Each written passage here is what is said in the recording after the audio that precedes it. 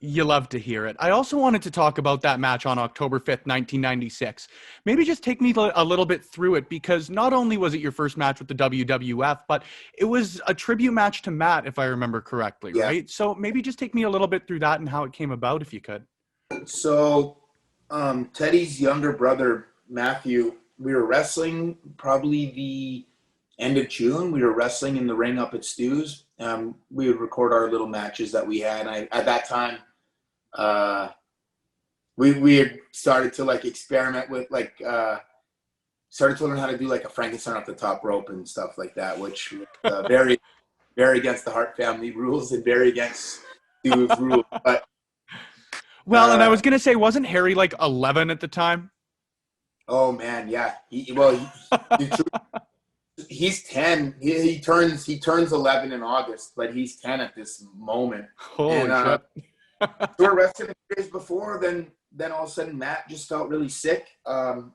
He said his groin hurt, and then he had like something crazy, like 104-degree temperature or something.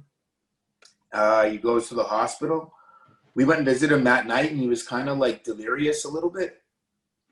He was just saying like odd things. And that'd be the last time that like would ever hear him speak. That I'd ever hear him speak. He went into a coma that night or the next morning, and then he's there for like 2 weeks or something. Yeah, like he went there Canada Day, and then he's there for 15 days or 14. Yeah, and he trying to think. He just like at one point his like leg turned from like the color of your shirt, like completely black, Holy cow. and then, like his arm, and then his other arm, then his leg, and then he was he was on life support, and it just was one of those. It was terrible, and it was this the first time I ever really faced death, but really the first time I like that, and it was someone younger than me. So I think it really put like mortality into like a very real, Yeah, a real, like just a real scope. yeah, for us as kids. Anyway, then out of that, we wrestled at Rockyford that year, which is we'd wrestle like every summer. Rockford would do two shows at Rockyford. So we wrestled Rockyford on the Saturday. Then Sunday we went. Owen flew us to International Incident, and Cool. we were in the ring wrestling the day at that pay-per-view. I remember I was just telling the story to somebody in the locker room, but we're in the ring wrestling, and like Jim Cornette and Vince end up walking down the aisle, obviously talking about the show. And the guy who had us in the ring was this guy named Matt Miller. And he's trying to whisper, like, guys, get out, guys, get out, guys, get out. But like, we're kids and we're so nervous, man. We're just like wrestling this match. We couldn't wrestle on the fly. We're wrestling this match that we'd like rehearsed. And Yeah. We so can't just like, bail out of it now.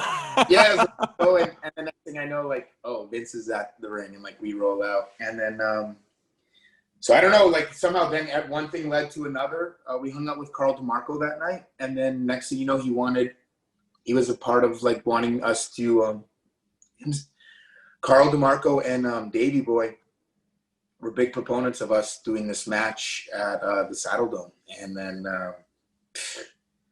it doesn't even feel real, man. Every day after school, we'd go up to Stu's, and we'd like again kind of rehearse this match, and like in our minds it was WWF, so we had to go all out. So we were doing everything possible, and at this point we'd already come across Rey Mysterio.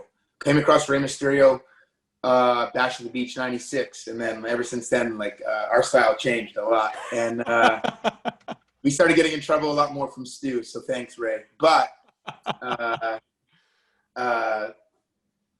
we thought like we don't know like wrestling rules at this time. We're kids, Yeah. man. I just turned 16. Harry just turned 11.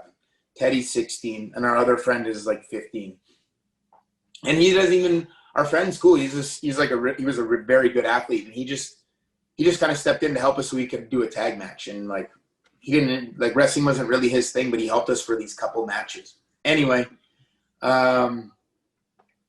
Dude, next thing you know, we're at the Saddledome the morning of, and we the ring set up, and we roll in and we do this match that we practice. It's probably like 12 minutes long.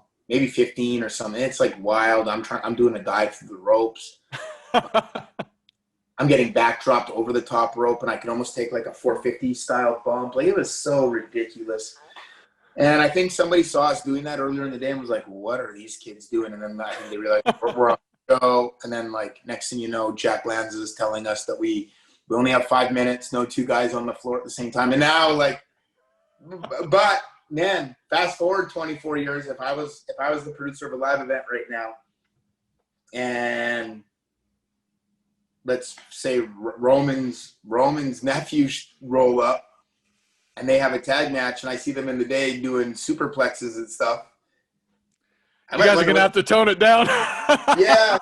ABL asked me about it one time. He's like, hey, Tyson, were you in that match with Harry when you guys were kids? And I said, yeah, that was me. He's like, man, you guys went out there and did everything, and it made no sense, but you did every move. I said, yeah, exactly. We were 16. I was 16. He was 11. Yes, we did everything we could think of, and we had way more planned. It just we had to go to the finish, or Earl Hebner said he was going to ring the bell, and we're all going to look stupid.